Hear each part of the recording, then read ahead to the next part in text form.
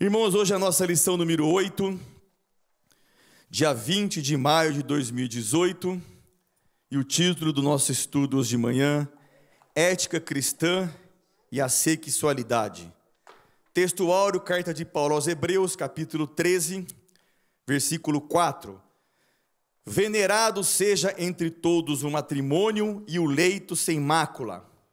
Porém, aos que se dão à prostituição e aos adúlteros, Deus os julgará. Verdade prática. A sexualidade é uma dádiva divina que deve ser usufruída dentro dos parâmetros instituídos pelo Criador. Glória a Deus. Nossa leitura bíblica em classe, que embasará nosso estudo hoje de manhã, primeira carta de Paulo aos Coríntios, capítulo 7, do versículo 1 ao versículo 16, que nos diz assim a Sagrada Escritura. Ora, quanto às coisas que me escrevestes, bom seria que o homem não tocasse em mulher, mas, por causa da prostituição, cada um tenha a sua própria mulher, e cada um tenha o seu próprio marido. O marido pague à mulher a devida benevolência, e da mesma sorte a mulher ao marido. A mulher não tem poder sobre o seu próprio corpo, mas tem-no o marido.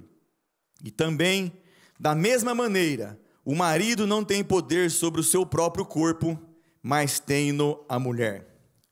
Não vos defraudeis um ao outro, senão por consentimento mútuo, por algum tempo, para vos aplicardes a oração, e depois ajuntai-vos outra vez, para que Satanás vos não tente pela vossa incontinência. Digo, porém, isso como que por permissão e não por mandamento, porque quereria que todos os homens fossem como eu mesmo, mas cada um tem de Deus o seu próprio dom, um de uma maneira e outro de outra. Digo, porém, aos solteiros e às viúvas, que lhes é bom se ficarem como eu, mas se não podem conter-se, casem-se, porque é melhor casar do que abrasar-se. Todavia aos casados mando, não eu, mas o Senhor, que a mulher se não aparte do marido. Se, porém, se apartar, que fique sem casar, ou que se reconcilie com o marido, e que o marido não deixe a mulher. Mas aos outros, digo eu, não, Senhor. Se algum irmão tem mulher descrente, e ela consente em habitar com ele, não a deixe. E se alguma mulher tem marido descrente, e ele consente em habitar com ela, não o deixe. Porque o marido descrente é santificado pela mulher, e a mulher descrente é santificada pelo marido. Doutra sorte, os vossos filhos seriam imundos, mas agora são santos. Mas, se o descrente se apartar, aparte-se, porque neste caso o irmão ou irmã não está sujeito à servidão, mas Deus chamou-nos para a paz. Porque donde sabes, ó mulher, se salvarás teu marido? Ou donde sabes, ó marido, se salvarás tua mulher? Amém. Oremos. Ficamos em pé, irmãos, para a sua oração, pedindo mais uma vez para que Deus abra o nosso entendimento, para que mais uma manhã sejamos instruídos pela sua palavra. Oremos. Obrigado, Pai, pelo privilégio de adorar o teu nome, de reconhecer a tua preciosidade para com as nossas vidas. Abra o nosso entendimento aqui no santuário e aqueles que estão pela internet, para mais um ensino, Pai, da tua palavra para o nosso coração. Que mais uma vez o pastor Flauzinho seja instruído, capacitado e direcionado pela tua mão, pelo Espírito Santo, para tão grande ensino à vida da igreja nesta manhã. É a nossa oração, em nome de Jesus Cristo. Amém. Pode sentar, irmãos. Pastor Flauzinho. Paz do Senhor, irmãos. Louvamos a Deus por este domingo tão delicioso que Ele nos tem dado e pelo privilégio de estar na sua casa para esse estudo bíblico com um tema tão importante, a ética cristã e sexualidade. É um tema muito sensível, queridos irmãos, pouco abordado, cercado assim de mitos, de tabus, de conceitos corretos, conceitos não corretos. E cada dia mais há uma pressão da sociedade para que nós pensemos como o mundo pensa a esse respeito, e notadamente para que as crianças cresçam pensando, já tendo uma consciência coerente com aquilo que a chamada sociedade pensa a esse respeito. No entanto, tanto sexo como sexualidade, que é o nosso tema, são assuntos bíblicos. E com toda essa propagação de conceitos, de ideologias, em sua maioria, absolutamente na contramão daquilo que diz a palavra de Deus, é muito importante que nós tenhamos um entendimento bíblico a esse respeito, porque seja a união sexual, seja o próprio sexo, fazem parte da criação divina e tudo foi ordenado, orientado, os parâmetros foram estabelecidos por Deus desde o princípio, desde a instituição do primeiro casamento. Se de um lado o sexo, agora no sentido de relacionamento, não pode ser tratado simplesmente de maneira biológica ou psicológica, como ocorre na sociedade em que nós vivemos. Por outro lado, nós precisamos saber como a Bíblia trata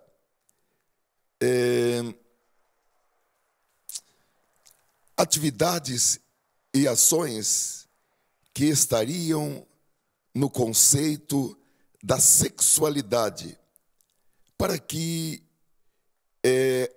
a natureza, desde o princípio estabelecida por Deus, em seu significado puro, possa ser buscada. E para isso nós precisamos ir direto na fonte, que é a palavra de Deus, para saber o que Deus estabeleceu, seja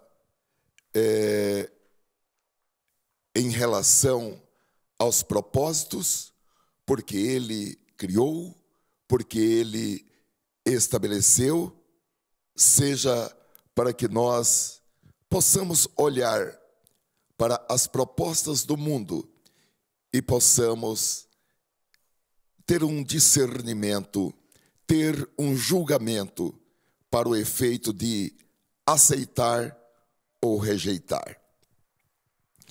Nós não podemos nos esquecer de que tudo que Deus criou, ao fim do dia, há uma análise e está escrito: e viu Deus que era bom, ou e viu Deus que era muito bom. Então, é importante que nós olhemos para a palavra de Deus, para que nós tenhamos uma avaliação correta e também para que nós possamos rechaçar certas ideias relacionadas com o sexo, relacionadas com a sexualidade, que são ideias contrárias à palavra de Deus. E uma delas, uma coisa tão simples, mas absolutamente contrária à palavra de Deus, que é a ideia de que o pecado no jardim do Éden foi o sexo. Algo absolutamente contrário à palavra de Deus, porque já no primeiro capítulo do Gênesis, no versículo 26 em diante, Deus determinou que o homem e a mulher fossem férteis. Versículo 28 diz: Deus os abençoou e lhes ordenou: sede férteis e multiplicai-vos, povoai e sujeitai toda a terra. Então, meus queridos irmãos, o texto bíblico já nos dá um entendimento absolutamente completo, para que nós entendamos que o pecado no Éden foi a desobediência, visto que Deus colocara Adão e Eva a uma prova de obediência, porém não teve nada a ver com o sexo, porque Deus já havia os abençoados para que eles fossem férteis. E Deus havia dado uma ordem para que eles se multiplicassem, para que eles povoassem toda a terra. Bendito seja o Senhor. Então, meus queridos irmãos, o entendimento da palavra de Deus nos deixa em uma posição para que possamos discernir e começar a afastar as ideias e os conceitos que são contrários à palavra de Deus. A nossa introdução diz que, se por um lado a sexualidade tem sido desvirtuada na sociedade pós-moderna, por outro lado, alguns cristãos insistem em tratar o assunto como tabu. Embora o tema possa trazer desconforto para alguns, a sexualidade humana não pode ser subestimada. Por isso, estudaremos o conceito da sexualidade, o propósito do sexo segundo as Escrituras e o casamento como o parâmetro para o sexo. E já vamos para o primeiro ponto: sexualidade, conceitos e perspectivas bíblicas. Sexo e sexualidade possuem conceitos próprios, pois ambos se constituem atos da criação divina. Primeiro ponto, o conceito de sexo e sexualidade. A biologia define sexo como um conjunto de características orgânicas que diferenciam o macho da fêmea. O sexo de um organismo é definido pelos gametas que produzem. Gametas são células sexuais que permitem a reprodução dos seres vivos. O sexo masculino produz gametas conhecidos como espermatozoides, e o sexo feminino produz gametas chamados óvulos. A expressão sexo ainda pode ser usada como referência aos órgãos sexuais ou à prática de atividades sexuais. Então, queridos irmãos, sexo e sexualidade não são palavras sinônimas.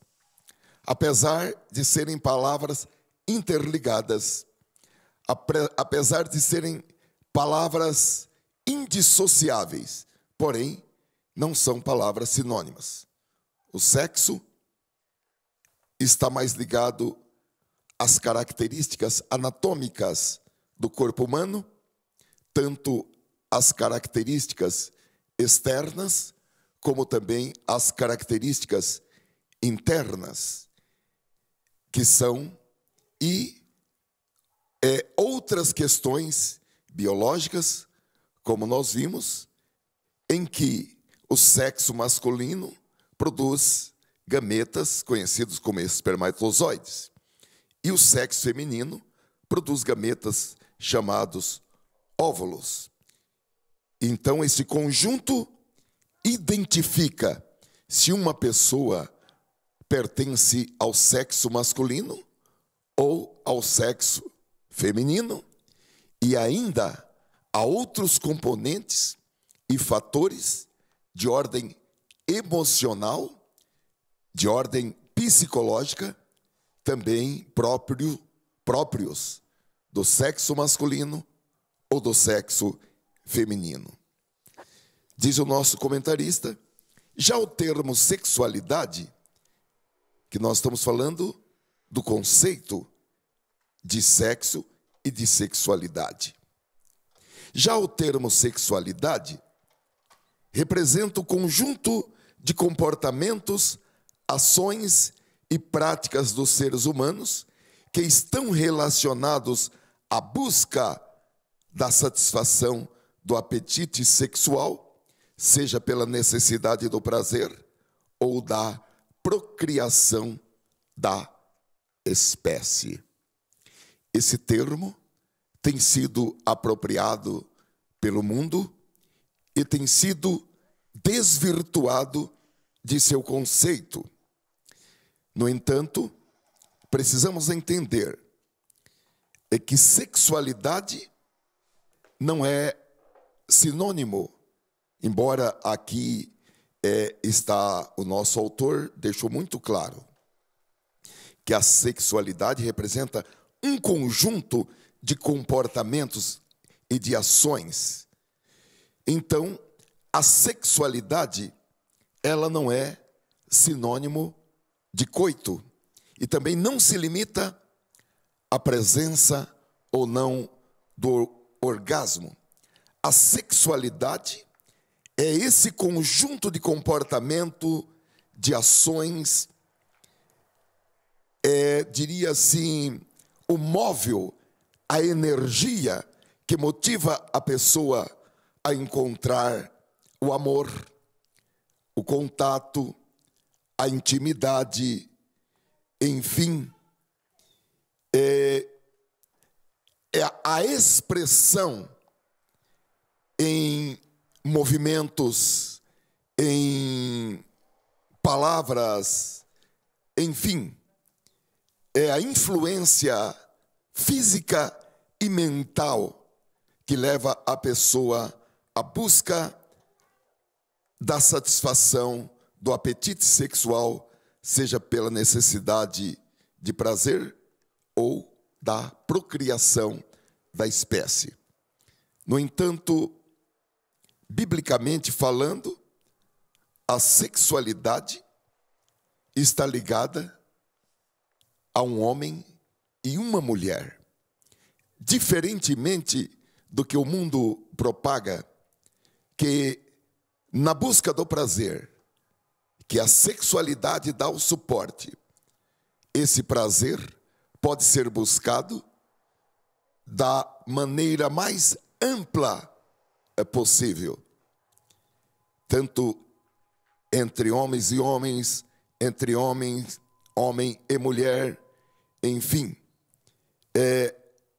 Hoje, e as exposições que nós tivemos a respeito de sexualidade e que tanta celeuma trouxe aqui mesmo para a sociedade brasileira, já mostrou naqueles quadros que foram apresentados e pinturas, que na busca do prazer estava ali homem e animal, homem e criança, enfim, naquilo que é chamado de diversidade. No entanto, a sexualidade bíblica, ela está ligada entre um homem e uma mulher. E hoje, a nova psicologia diz que é um mito, ou foi um mito, dizer-se que a sexualidade estava diretamente ligada aos órgãos sexuais externos internos de uma pessoa e também aos chamados cromossomos. As ciências sociais, e isso foi uma grande discussão, e ainda é uma grande discussão aqui em nosso país, na formação das estruturas de ensino escolar, porque as ciências sociais estão ensinando que ninguém nasce homem ou mulher, ou que homem e mulher são escolhas ou são categorias socialmente construídas ou socialmente impostas por uma sociedade de opressão. Porém, à luz da palavra de Deus, isso é um grande engano, e nós não vamos entrar assim em aprofundamento, porque na segunda lição que nós estudamos a respeito de ética cristã e ideologia de gênero, nós procuramos abordar esse assunto de uma maneira mais objetiva. Os irmãos que depois quiserem podem voltar à segunda lição desse trimestre e poderão recordar como esse tema foi tratado. O ponto 2 tem como tópico: o sexo foi criado por Deus. No ato da criação, Deus fez o homem e a mulher sexualmente diferentes. O texto indicado aí de Gênesis, capítulo 1, versículo 27, diz que o Senhor, macho e fêmea, os criou. Então, diferentemente do que várias ciências do conhecimento humano afirmam que as pessoas nascem assexuadas, o texto bíblico diz que Deus fez as pessoas sexuadas e não assexuadas. O fato do bebê, da criança, não ter uma inclinação para expressar sexualidade não significa que Deus criou as pessoas assexuadas, mas Deus criou, está explícito na palavra, macho e fêmea os criou. E como nós sabemos, isso envolve questões anatômicas que são identificadas ainda quando a criança está em gestação, e envolve também questões orgânicas, de substâncias, hormônios. A própria química do organismo é diferente entre uma pessoa do sexo masculino e uma pessoa do sexo feminino. Portanto, diz o nosso comentário, o sexo faz parte da constituição anatômica e fisiológica dos seres humanos. Homens e mulheres, por exemplo, possuem órgãos sexuais distintos que os diferenciam sexualmente. Sendo criação divina, o sexo não pode ser tratado como algo imoral ou indecente. As Escrituras ensinam que ao término da criação, viu Deus tudo quanto tinha feito, e eis que era muito bom. Aqui se refere à criação do ser humano. Desse modo, o sexo não deve ser visto como algo pecaminoso, sujo ou proibido. Tudo o que Deus fez é bom. O pecado não está no sexo, mas na perversão de seu propósito. Vamos para o número 3, que diz: a sexualidade é a afirmação. A sexualidade é criação divina. Ao criar o homem e a mulher, Deus também criou a sexualidade.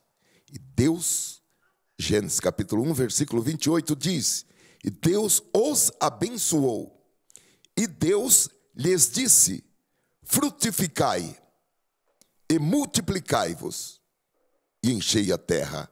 Ou seja, Deus abençoou o ser humano com a fertilidade. Eis a razão porque em determinado momento da história humana, entendia-se que a mulher que não era fértil, ou o homem que não era fértil, era uma pessoa que carregava uma maldição sobre si, ou, na melhor das situações, era uma pessoa que não tinha a bênção de Deus, porque quando Deus abençoou o ser humano, a bênção de Deus estabeleceu: sede férteis. Amém, irmãos? Demorou muito tempo para se entender de forma diferente, e parece que só depois que Jesus esclareceu isso, é que houve um apaziguamento nesse entendimento, quando Jesus falou a respeito de pessoas que nascem eunucos, de pessoas que a si mesmos se fazem eunucos, e de pessoas que se tornam eunucos por acidentes ou pelas mãos de outras pessoas. Continuemos. O relacionamento sexual foi uma dádiva divina concedida ao primeiro casal, bem como às gerações futuras. Deixará o varão o seu pai e a sua mãe, e apegar-se à sua mulher, e serão ambos uma só carne. Esse texto, ele se refere a uma profecia de Adão. Logo que Adão acordou daquele sono profundo a que fora induzido por Deus, para que de seu lado fosse extraída uma costela, e com aquela costela o Senhor Deus formou a mulher.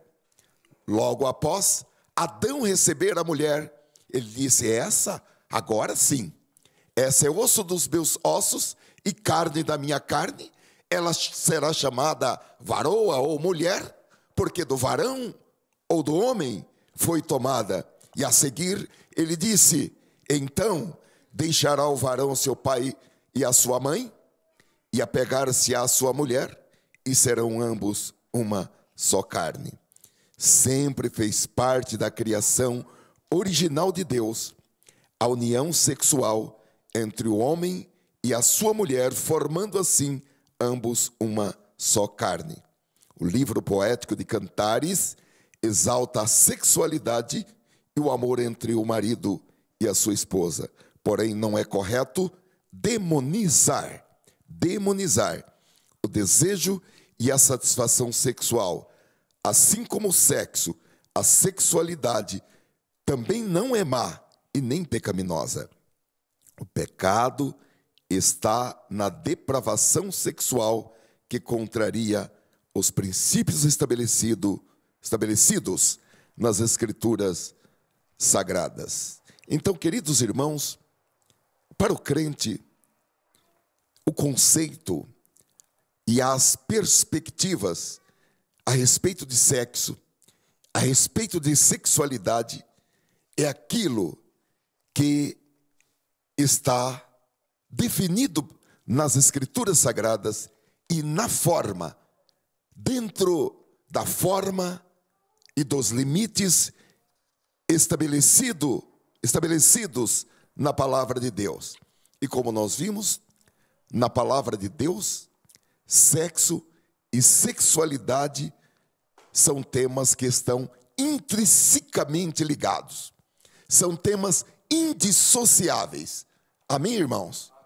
Com esse entendimento, nós já podemos rechaçar a ideia da sociedade moderna, cuja ideia é defendida pela nova psicologia, é defendida até mesmo pela medicina, é defendida pelas as várias ciências sociais, que sexo e sexualidade são temas distintos, separados.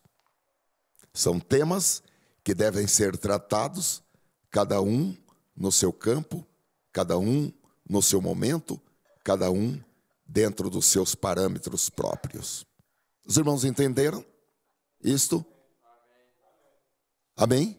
Já é suficiente para a gente não ter dúvida quanto a isso? Amém?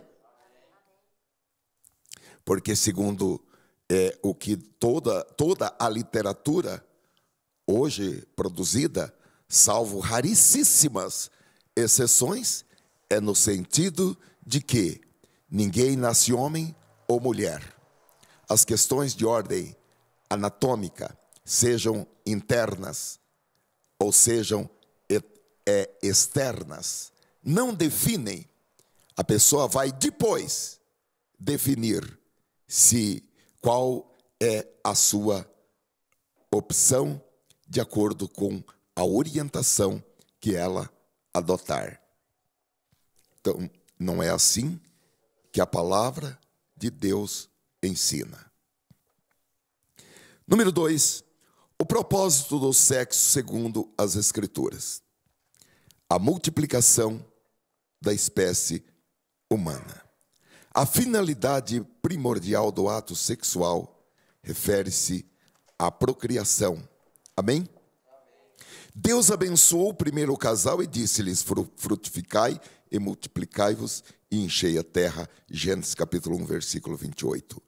Tal como o Criador ordenara a procriação dos animais em Gênesis 1, 22, também ordenou a reprodução do gênero humano.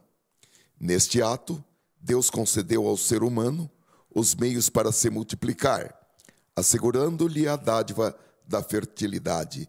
Depois da queda do Éden e a consequente corrupção geral, o Altíssimo enviou o dilúvio como juízo para eliminar o gênero humano, exceto Noé e sua família.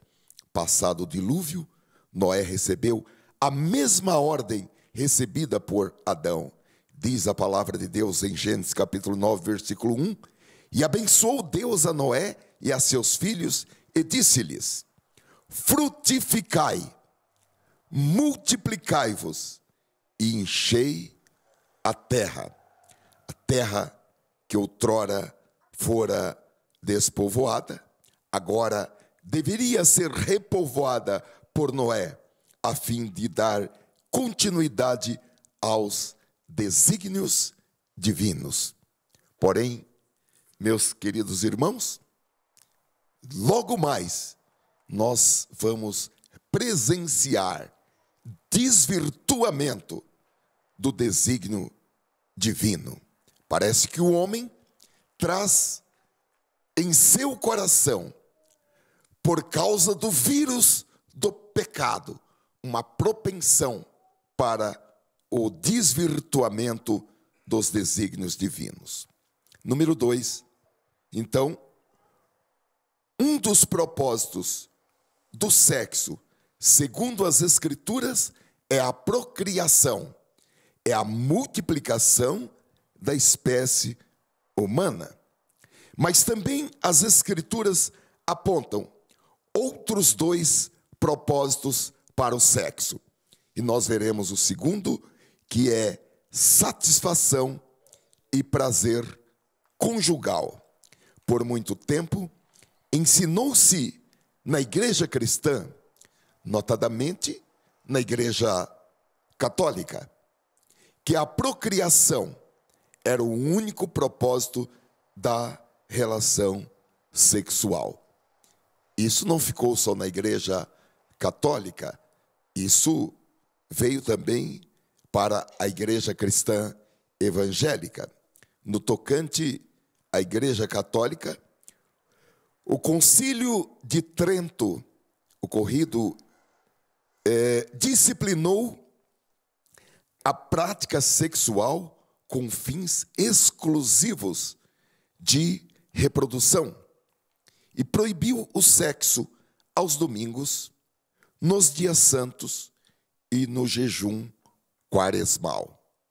Não obstante, a Bíblia também se refere ao sexo como algo prazeroso e satisfatório entre o marido e a sua esposa.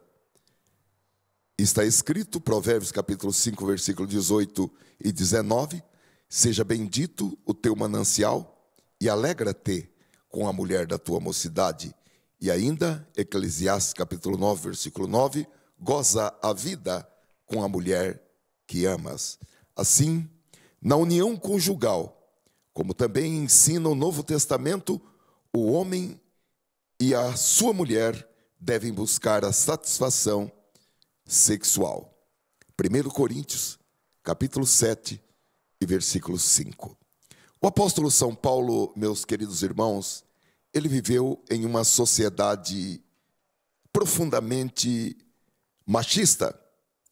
Porém, a palavra que o apóstolo São Paulo escreveu não foi uma palavra ditada pela sua cultura, ou uma palavra ditada, orientada pelas filosofias da sua época, pelos costumes da sua época. E nós podemos claramente ver o apóstolo São Paulo quebrando os paradigmas daquela sociedade machista em que ele vivia. Porque dentro dos costumes e das práticas daquela sociedade, o homem tinha prevalência sobre a mulher. Lamentavelmente, isso ainda ocorre em algumas sociedades pelo mundo afora, em que a mulher é proibida de ter prazer sexual, inclusive com mutilação do clitóris.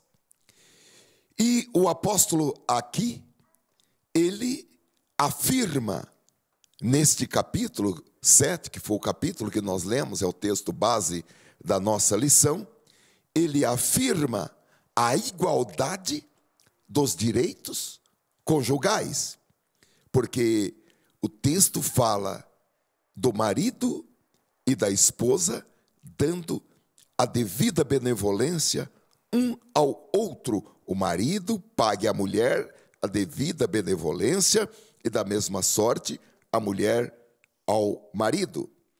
Devida benevolência aqui não significa que o marido ou a esposa devem mostrar um ao outro apenas bondade em geral. Aqui, a própria palavra que o apóstolo usou foi a devida. Então, ela tem um viés. Se é pagamento, é porque é dívida. E uma dívida devida. Os versículos que antecedem dizem que o propósito do casamento é evitar a fornicação. E o apóstolo, ele prossegue dizendo que no casamento, o cônjuge não tem autoridade sobre o seu próprio corpo, senão o outro é que tem autoridade sobre o seu corpo, especialmente no leito matrimonial. E ele se refere aqui a um termo incontinência, no versículo 5, que se refere à falta de autocontrole sexual. E isso deve ser entendido tanto no sentido do excesso, como também no sentido da abstinência. Assim, o versículo 3 fala da devida benevolência ao cônjuge na relação sexual. Então, se é devida ao cônjuge, é uma espécie de obrigação, é uma espécie de dívida que um cônjuge deve ao outro. Ou seja, não é um favor porque o outro fez algo bom ou porque o outro foi bom. Aqui o texto está dizendo que o marido e a esposa paguem um ao outro a devida benevolência no leito conjugal. Obviamente, alguns, por causa da idade avançada ou por causa de alguma debilidade ou por causa de alguma incapacidade, de uma doença, se torna incapaz para cumprir esse débito, para pagar essa dívida. Porém, a doutrina da palavra de Deus em relação aos cônjuges saudáveis é no sentido de que um pague ao outro esse débito. E é muito interessante que nós podemos entender por esse texto que o marido não pode chegar para a esposa e dizer a ela: olha, fulana, esta semana, ou este mês, ou por este período, eu não estou disponível para a relação sexual. E nem, obviamente, o marido também pode: olha, eu quero fazer uma comunicação para você, durante esta semana, ou durante este mês, ou durante esses dias, eu não estou disponível. A Bíblia diz que se há de tomar essa decisão, é uma decisão que tem que ser tomada de comum acordo. Amém? É uma decisão que tem que ser tomada de comum acordo. E, às vezes, irmãos, os casais cometem erros gravíssimos no tocante a isso, que nesse mesmo tempo, nesse mesmo versículo, chama de defraudar. E fala, não é tirar a fralda, mas diz: não vos defraudeis uns aos outros, que seriam aquelas desculpas infundadas do tipo cansaço, indisposição, dor de cabeça, enfim, e outras manifestações que representam uma espécie de boicote, e a Bíblia condena esse tipo de comportamento. Amém? E o apóstolo, só um minutinho, irmão. O apóstolo São Paulo, então, é muito interessante, porque ele dá essa orientação, e ele diz: olha, não é um mandamento, mas é uma instrução que trará benefícios e que trará segurança.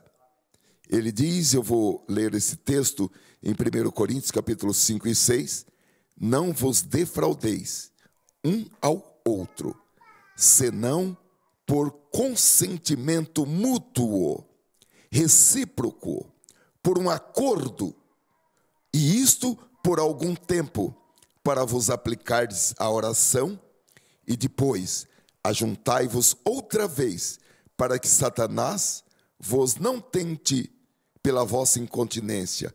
Digo, porém, isso como que por permissão e não por mandamento. Amém.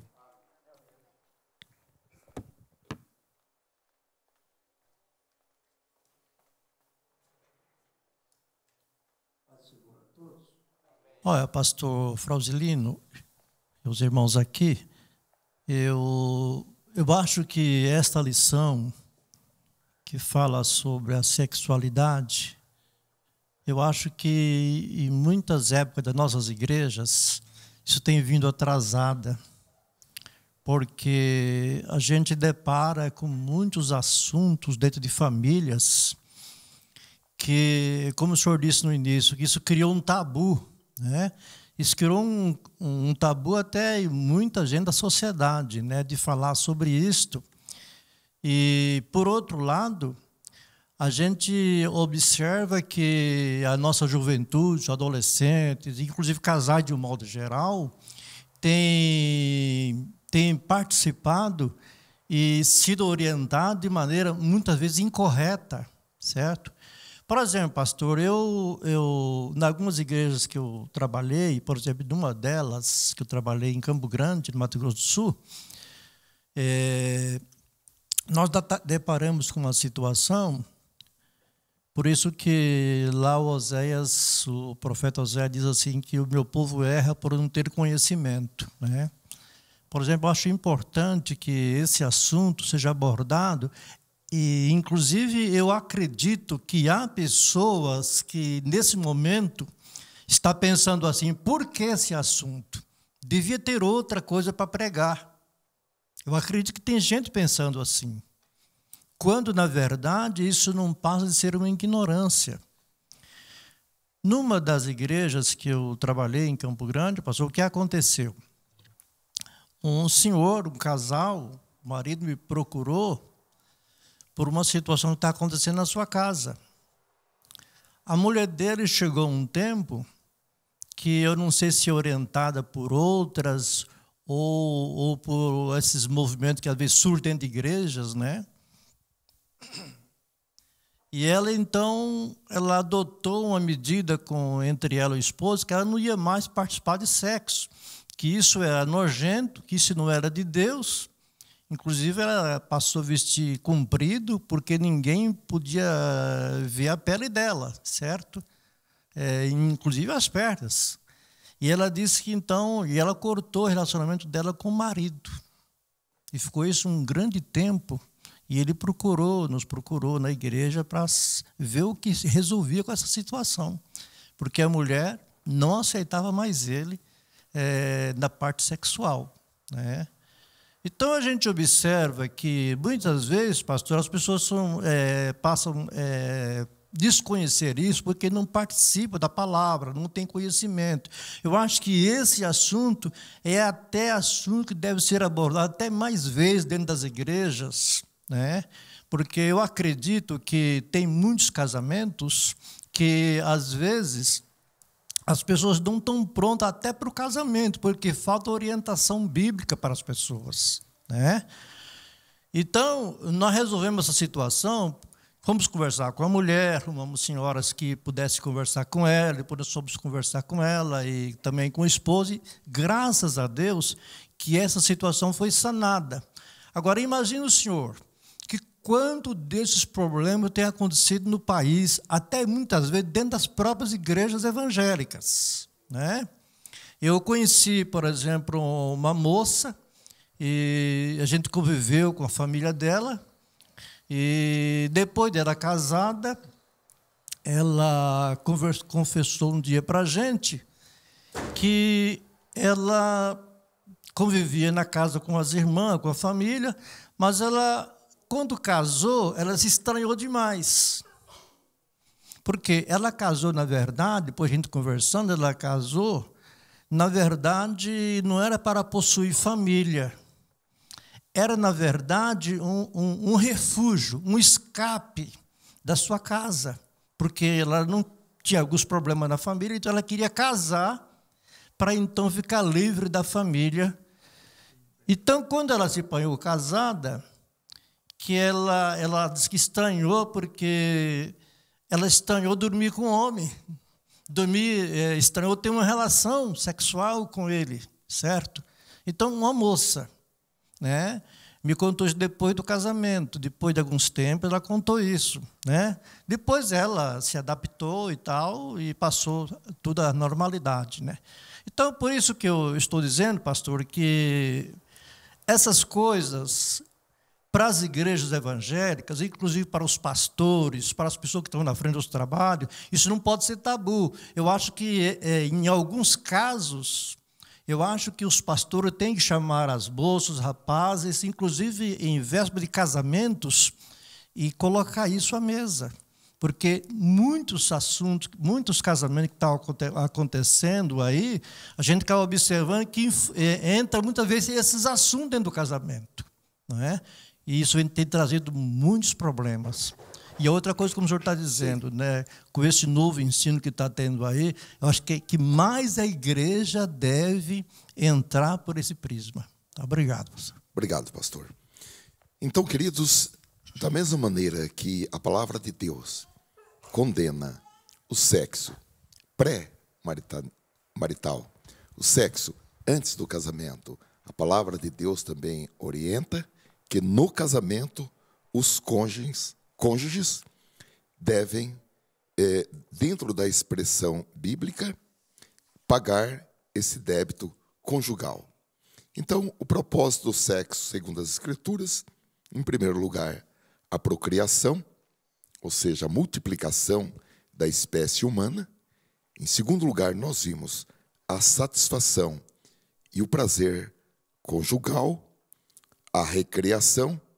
E, em terceiro lugar, o uso correto do corpo. Porque no ato sexual, diz o nosso comentário, ocorre a fusão de corpos. Assim, não são mais dois, disse Jesus, mas uma só carne. Mateus capítulo 19, versículo 6.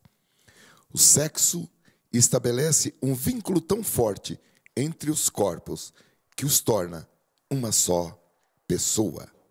Como os nossos corpos são membros de Cristo e o nosso corpo é o templo do Espírito Santo, as Escrituras proíbem o uso do corpo para as práticas sexuais ilícitas. São condenadas, dentre outras, as relações incestuosas, o coito com animal, o adultério e a homossexualidade. O corpo não pode servir à promiscuidade, mas deve glorificar a Deus, o nosso Pai. Esse texto de 1 Coríntios, capítulo 6, versículo 20, diz assim: porque fostes comprados por bom preço, glorificai, pois, a Deus no vosso corpo e no vosso espírito, os quais pertencem a Deus. Então, queridos irmãos, no ato sexual ocorre a fusão de corpos. Já há algum tempo eu tenho entendido que é possível a transmissão de um demônio pelo ato sexual. Uma pessoa endemoniada, ao ter um ato sexual com outro, é possível que esse outro seja, diria assim, infectado. E aqui não é por DST, doença sexualmente transmissível. Seria doença transmissível por se tornar um só corpo. E esse demônio, então, ele tem livre trânsito, porque voluntariamente, estamos falando no sexo voluntário, voluntariamente, a pessoa ofereceu seu próprio corpo para se tornar um só corpo com aquele outro. Então, queridos, segundo as Escrituras, a relação sexual tem 3 propósitos. Primeiro, multiplicação da espécie ou procriação. Segundo, a satisfação e o prazer conjugal ou recreação. E terceiro, o uso correto do corpo, porque nós não abordamos, mas existem outras questões de ordem química e de ordem psicológica que a relação sexual faz aflorar. Então, em terceiro lugar, o uso correto do corpo. O terceiro e último tópico é o casamento como limite ético para o sexo. O casamento é o legítimo limite ético dos impulsos sexuais que podem ser satisfeitos sem que se incorra em atos pecaminosos.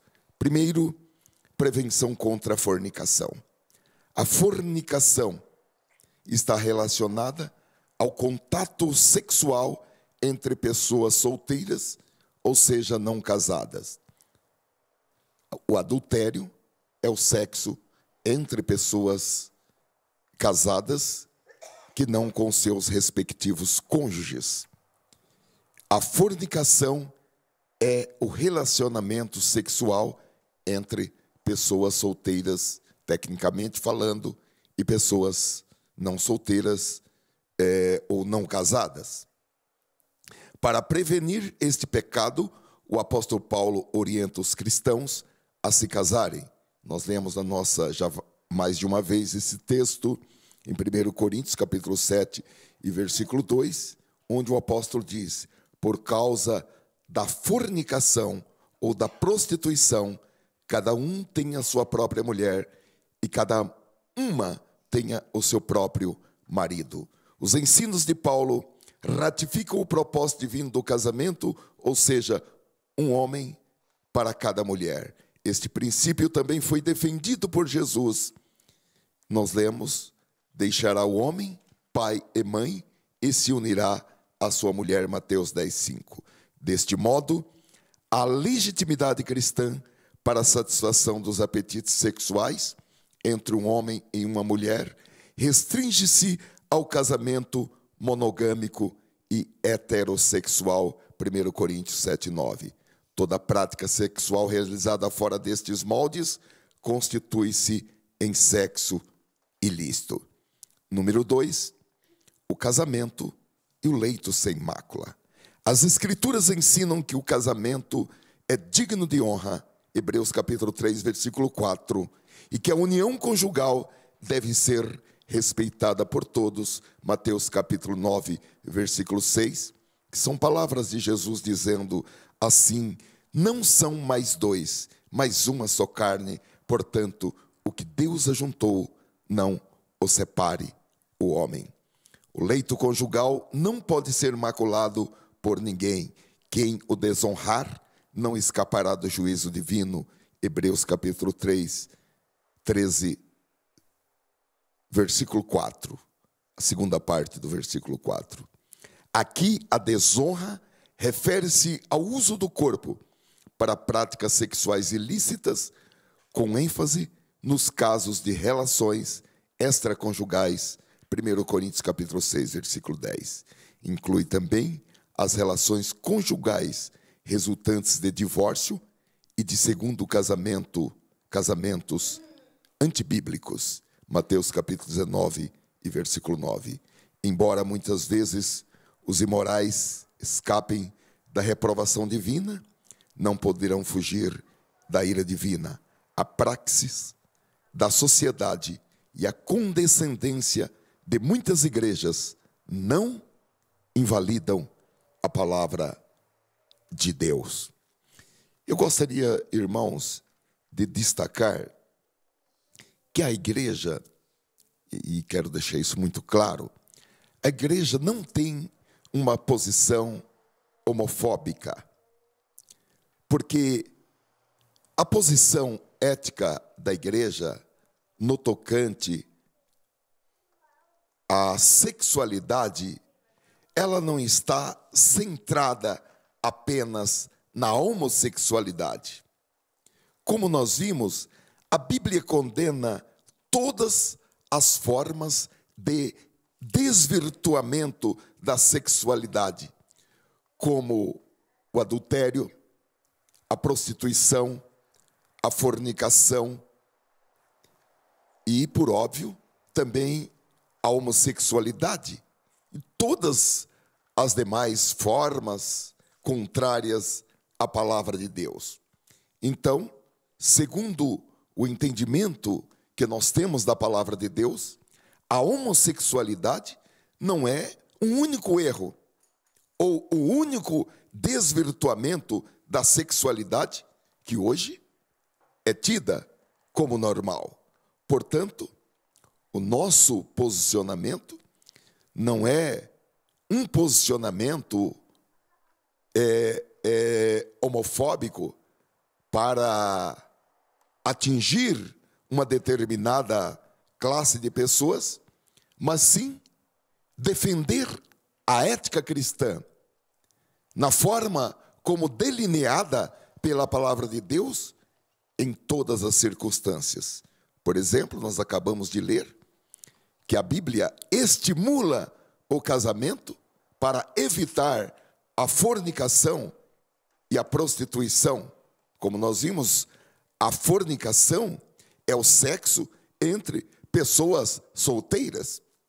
Tão praticado e tão comum na sociedade, e hoje já é comum em muitas famílias, que os namorados durmam juntos na mesma casa, mas a Bíblia, da mesma forma que condena a prostituição, a fornicação, o adultério, o homossexualismo, também condena o sexo pré-marital.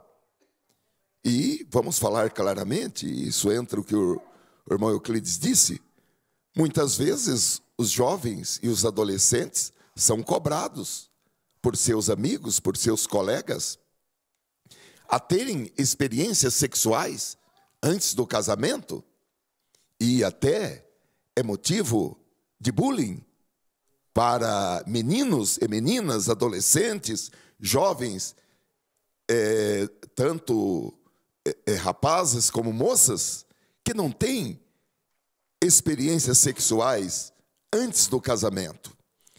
E a postura da ética cristã, da palavra de Deus, é que fora do casamento, toda prática de sexualidade é uma afronta à santidade do corpo, à santidade divina, e por consequência se constitui em pecado. Isso é muito bom as pessoas saberem, porque às vezes acham, não, a Assembleia de Deus, ela é retrógrada, fundamentalista. Não, a posição é uma posição linear. Amém, irmãos? Conclusão: o sexo e a sexualidade são atos da criação divina e não podem ser tratados como algo pecaminoso e nem como mero elemento de procriação ou fonte de prazer. A Bíblia condena notadamente o machismo. Os irmãos viram, né? A Bíblia diz que a mulher não pode ser tratada como um objeto sexual. Amém, irmãos? Isso é muito importante, porque nós ainda, como sociedade, trazemos assim muitos conceitos que ao longo dos anos têm sido transmitidos, e a própria, assim, o teatro, a literatura, o romance antigos, iam muito nessa linha de a mulher ser tratada como um objeto sexual. É por isso que a palavra de Deus condena, e nós também condenamos, porque ainda hoje, em determinados ambientes, a mulher é exibida como um objeto sexual. Não é verdade? Ainda isso é comum em propagandas, na televisão. Não é verdade? E isso é absolutamente condenado pela palavra de Deus. Então, o sexo e a sexualidade são atos da criação divina e não podem ser tratados como algo pecaminoso e nem como mero elemento da procriação ou fonte de prazer, e nem o homem e nem a mulher são e nem podem ser tratados como objetos sexuais. Cabe ao cristão cumprir o propósito estabelecido por Deus para a sexualidade. O desvirtuamento desse padrão implicará punição aos que praticam a imoralidade, porque há uma palavra para definir isso: fora ficarão. Portanto, vivamos para a glória de Deus. Vamos todos falar? Portanto, vivamos para a glória de Deus. Vamos aplaudir o Senhor, irmãos, por esta palavra tão maravilhosa. A Bíblia nos faz bem, aptos, saudáveis.